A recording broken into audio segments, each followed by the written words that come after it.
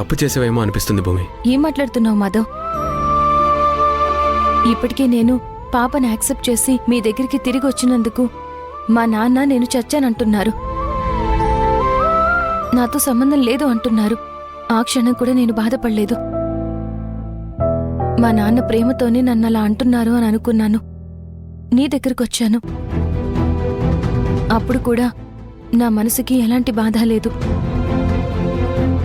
కానీ ఇప్పుడు మనకి సుహాసిని గురించి నిజం తెలుసు. కానీ తెలిసిన విషయాన్ని తెలీదు అని అబద్ధం చెప్పడం తప్పైతే నా భర్త మీద నేను ఒట్టేసి చెప్పడం మహాపాపం అవుతుంది. అయినా నేనలా నా భర్త మీద ఒట్టు వేసి అబద్ధం చెప్పలేను. నాకు నాకంటే నువ్వు ముఖ్యం.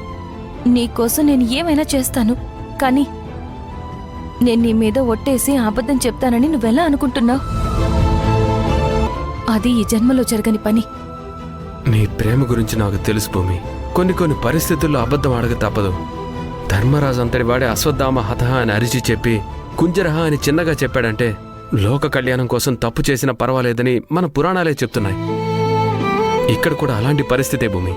ఈ ఇంట్లో ఉన్న సమస్యల్ని ఇంటి కోడలుగా చక్కబెట్టే ప్రయత్నంలో నా మీద ఒట్టు వేసి అబద్ధం చెప్పినా తప్పులేదు. పైనున్న దేవుడు అర్థం చేసుకుంటాడు. కానీ నువ్వు ఒట్టు వేయకపోవడం వల్ల అన్నయ్య మనసులో ఇప్పుడేం ఆలోచిస్తాడో తెలుసా?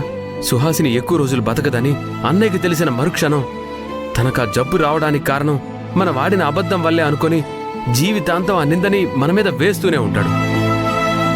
అన్నయ్య అలా అర్థం చేసుకోవడంలో కూడా తప్పులేదు. ఈ విషయం గురించి నేను నీకంటే ముందే ఆలోచించాను మాధవ్. కానీ ఇప్పుడు మనం ఏం చేసినా సుహాసిని గారిని బతికించలేము. బావగారికి నిజం తెలిసినప్పుడు మొదట్లో మనల్ని నిందించొచ్చు, అపార్థం చేసుకోవచ్చు. కానీ సుహాసినికి ఆ ప్రాబ్లం ఎప్పటి నుంచి ఉంది అని తెలిసిన మరుక్షణం మనల్ని అర్థం చేసుకుంటారు. నాకైతే నమ్మకం లేదు భూమి.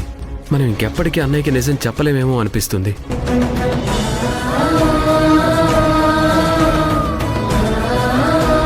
నువ్వన్నది కూడా నిజమే మాధవ్. దీని గురించి మనం దీర్ఘంగా ఆలోచిద్దాం.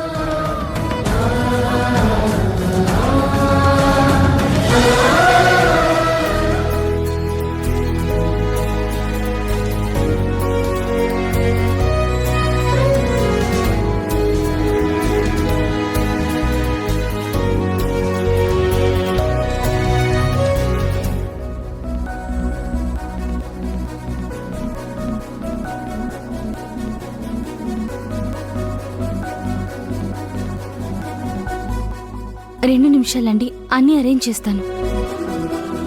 అలాగేనమ్మా.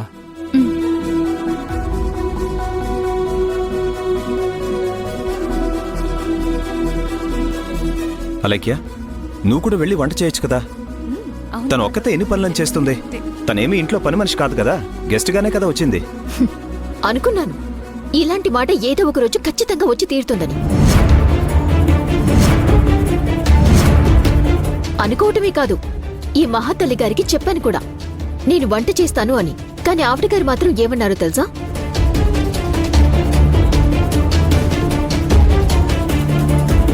లేదు లేదు, నాకు వంట చేయడం అంటే చాలా ఇష్టం, నేనే వంట చేస్తాను, మీకెందుకు శ్రమ అన్నారు.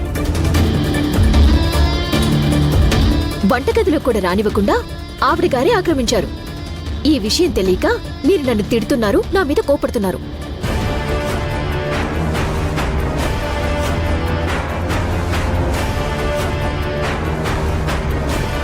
ఏంటి మాధవ్, అందరూ వచ్చి ఎంతసేపు అయింది? మీరు మాత్రం పాపతో పైనుంచి ఇప్పుడు వస్తున్నారు?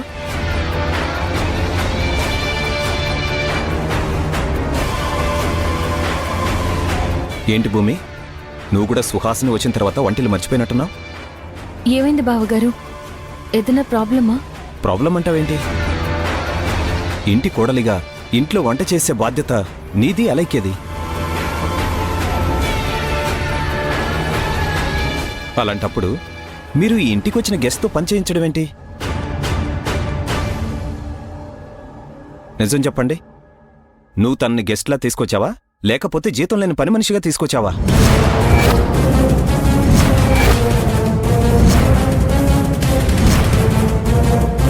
ఈ మధ్య గమనిస్తూనే ఉన్నాను.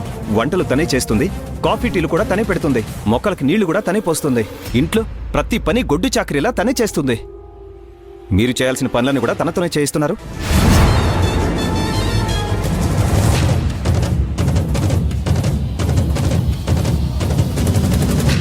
ఇది కరెక్ట్ కాదు భూమి.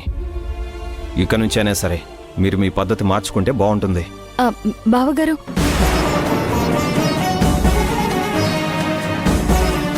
అయ్యో, మీరు తప్పుగా అనుకుంటున్నారు రాఘవ్ గారు. అలేఖ్య, భూమి, మహాలక్ష్మి గారు అందరూ తాము పని చేస్తామంటే నాకే ఈ ఇంట్లో ఏమీ తోచట్లేదని, పైగా నాకు వంట చేయడం ఇష్టమని నేనే ఈ పనులన్నీ చేస్తున్నాను.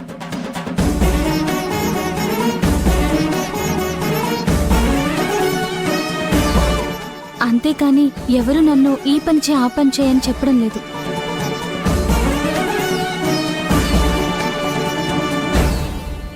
పైగా ఎప్పుడు నాకు సపోర్ట్గా ఉంటూ ఎందుకు ఈ పనులన్నీ చేస్తావు అంటూ నా మీదే కోప్పడతారు. కానీ మీకే వేరేలా అర్థమైంది. మీరు చెప్పిందే నిజం అనుకుందాం. ఎవరు మిమ్మల్ని ఈ పని చేయి ఆ పని చేయని చెప్పకపోయి ఉండొచ్చు.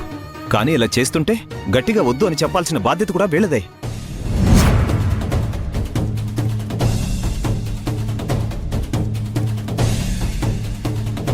ఇంటికి వచ్చిన అతిథిని అతిథిలాగే చూసుకోవాలి, ఇలా పని మనిషిలా కాదు. మీరు పని చేస్తున్నారు, అలైక్య ఖాళీగా కూర్చుని అందరి బుర్రలు తింటోంది. భూమి ఏమో పాపతో ఆడుకుంటూ ఇప్పుడు వచ్చింది. ఇవన్నీ ఎవరి వల్ల? మీరు పనులు చేయడం వల్లే.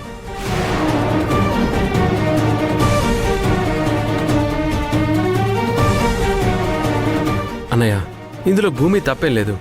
పాప ఆకలిగా లేదు, నేను అన్నం తిన్నంటూ ఉంటే భూమి పాపకి 4 మంచి మాటలు చెప్పి భోజనం తినిపిస్తుంది. అంతేగాని పని కొట్టడానికో లేక పని చేయకుండా ఉండడానికో కాదు. మాకు పెళ్ళై 2 ఏళ్ళు అవుతుంది. ఈ 2 ఏళ్లలో భూమి ఏ రోజైనా పని చేయకుండా ఉందా?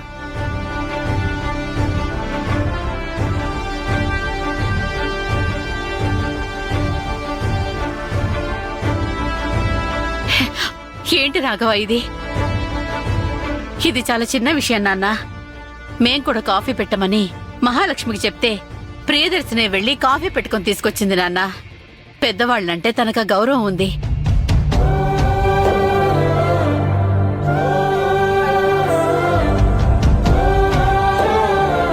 ఇది నా ఇల్లే అనుకొని చకచకా పనులన్నీ చేసే మనస్తత్వంరా తనది. అలాంటి అమ్మాయిలు అరుదుగా ఉంటారు.